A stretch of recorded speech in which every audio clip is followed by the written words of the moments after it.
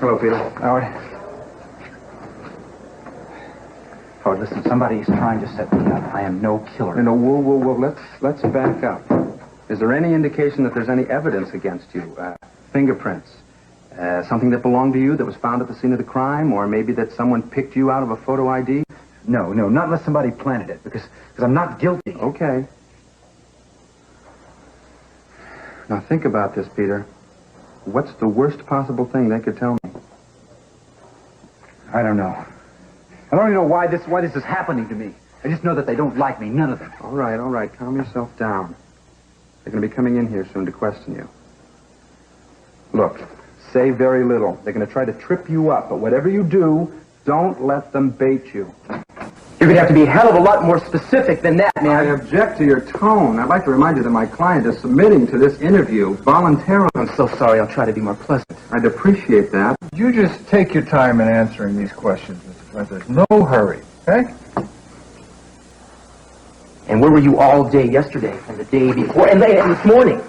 And don't tell me you were home, pal, because your neighbors saw you leave. You're badgering my client. He doesn't have to answer any of these questions. You made a phone call. You made a phone call to La Mesa pretending to be Joe Pert. No, I didn't. Yeah, you told Kelly to bring some toolbox out to the warehouse. That's a lie. You can't prove that. You're using these tactics to harass and frighten my client. See, you called Kelly. That means you were actually after Kelly the whole time. Eden was just a mistake. And why would I ever want to hurt Kelly? I love Kelly. Don't say any more. Because you lost her, chump, and you never got over it. You never got over it. You figure if you can't have her, then nobody else can, right? You're way out of line, Castillo. I spoke to your doctor, Peter. He's real worried about you. Says you're a very sick man. Do not discuss your medical condition with him, Peter. He says you need help.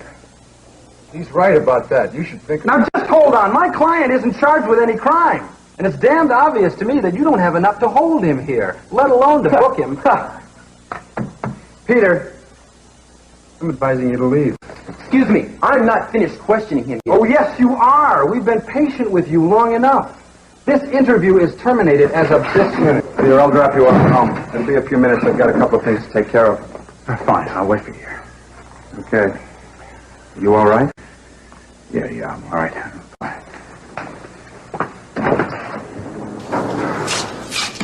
Howard, what are you doing here? Well, Mason phoned. He thought I should come down here while you were being questioned. But I didn't ask for my attorney. Well, maybe not, but I think you'll be glad I'm here. The police still seem to think that you're involved with the Carnation killings. Howard, what can he do if I refuse? I can swear out a warrant for your arrest right now. That's what I can do. There's nothing to be gained by refusing to cooperate, Peter. I had to make a quick stop. I appreciate you coming down, Inspector. No problem. Hello, Cruz. Mason, how are you? No complaints. Good. Gentlemen, if we may, let's get right down to business. This document was found among the deceased's personal effects. Mr. Flint obviously prepared the will himself, but the form is proper and acceptable to the court. How recent is it? It's dated a month ago. I see your point. There is some question as to how sound of mind and body Mr. Flint was when he made up this document. Mm-hmm. But since there's so little at stake, I don't think that anybody's going to contest it. Yeah, it's just a formality. Cruz, let's get it over with, huh? All right. Here's the only passage of substance.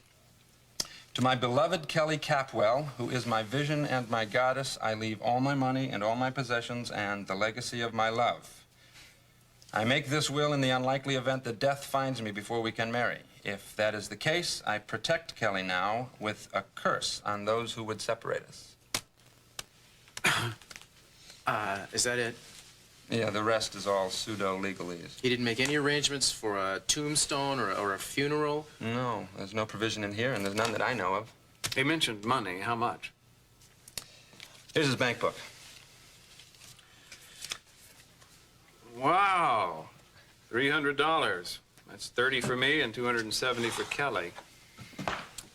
This will get you into Flint's apartment. And after Cruz has had a chance to look at the place and see if there's anything of interest to the police, possession is yours, Mason. I know that. You need the beneficiary's permission to distribute the property.